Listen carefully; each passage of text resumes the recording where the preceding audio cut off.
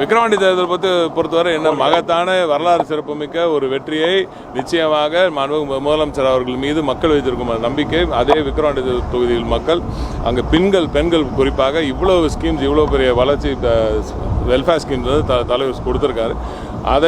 அதற்கு ஒரு அத்தாட்சியாக அதுக்கு ஒரு நன்றிக்கடனோடு நிச்சயமாக மகத்தான வெற்றியை விக்கிரவாண்டியில் திமுக பெறத்தான் போகுது.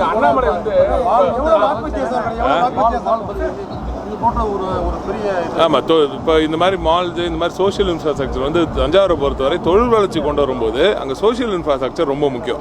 சோஷியல் இன்ஃப்ராஸ்ட்ரக்சர் வளர்ந்தால் தான் இங்கே வந்து அந்த தொழில் வளர்ச்சிக்கு பெரிய பெரிய நிறுவனங்கள்லாம் வரும்போது அங்கே இருக்கிற அந்த சீனியர் ஆஃபீஸர்ஸ், எக்ஸிக்யூட்டிவ் ஆஃபீஸர்லாம் வரும்போது அவங்க சோஷியல் இன்ஃப்ராஸ்ட்ரக்சர் எதிர்பார்ப்பாங்க.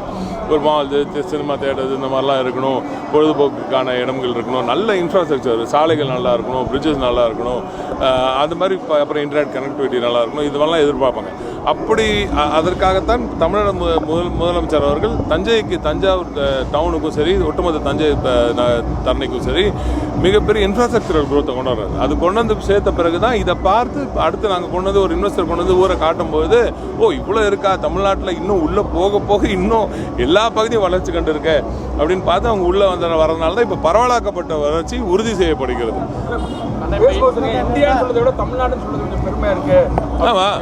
ஆமாம், அதுதான் நீங்களும் சொல்லணும், எல்லாருமே சொல்லணும்.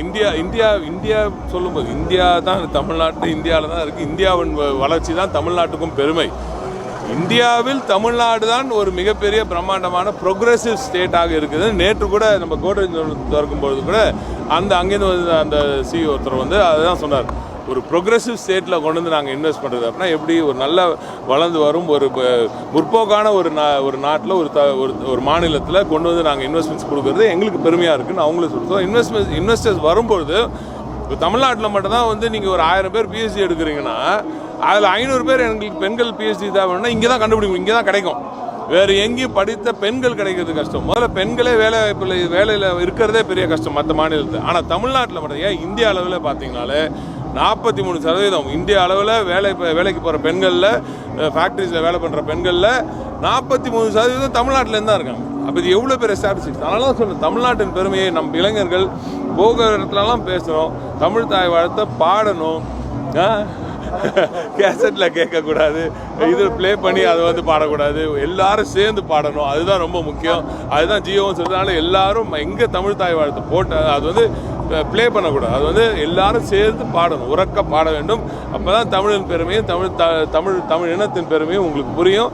அதை நீங்கள் இப்போ பார்ப்போற்றும் அளவுக்கு எல்லாருக்கும் கொண்டு போய் சேர்க்க முடியும்.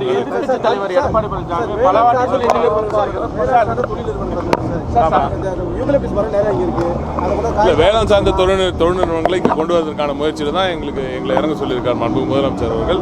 அதில் வந்து வெறும் இப்போதைக்கு நம்ம அதுக்கு வால்யூம் தேவை. ஸோ வால்யூம் தேவைன்னா இப்போ நம்ம இப்போதைக்கு நெல் மட்டும் தான் நம்மளுக்கு பெருசாக கிடைக்குது. ஸோ அதற்கான பேச்சுவார்த்தை இப்போ அக்ரி டிபார்ட்மெண்ட்லையும் பேச போகிறோம். அது ஒரு கூட்டமே இங்கே போட போகிறோம். இங்கே குறிப்பாக நம்ம அக்ரி டிபார்ட்மெண்ட்டோடு சேர்ந்து மாண்புமிகு பள்ளிக்கல்வித்துறை அமைச்சர், நமது பொறுப்பு அமைச்சரோடு சேர்ந்து அவர், நம்ம வேளாண் துறை அமைச்சர், நானும் இங்கே வந்து ஒரு மீட்டிங் போடுறதுக்கான ஏற்பாடுகளை செய்து கொண்டிருக்கேன். அவர்களது டைம் கிடைச்ச உடனே இங்கே ஒரு மீட்டிங் போட்டு கூட்டு முயற்சியில் எந்த மாதிரி விளைச்சல், எந்த இதெல்லாம் விளைய வச்சா அதன் மூலம் என்னெல்லாம் ப்ராடக்ட் செய்ய முடியும், அந்த மாதிரி நிறுவனங்கள் வருவதற்கான வாய்ப்பு. இந்த கோஆர்டினேஷன் இல்லாமல் இருக்குது இன்றைக்கி. அதை சரி பண்ணால் தான் எனக்கு தெரிஞ்ச தீர்வு காண முடியும். எனவே அதையும் செய்யவிருக்கிறோம். விவசாய சங்கங்களெல்லாம் கூப்பிட்டு நீங்கள் விவசாயிகள் எதை கொடுக்க முடியும், எதை கொண்டு வந்து சேர்க்க முடியும், அது மூலம் நாங்கள் என்ன செய்ய முடியுன்ற தொழில் வளர்ச்சியில் என்ன ஆக்ரோ பேஸ்ட் இண்டஸ்ட்ரீஸ் கொண்டு வர முடியும், சேர்த்துக்க முடியுன்றதை பார்க்க போகிறோம்.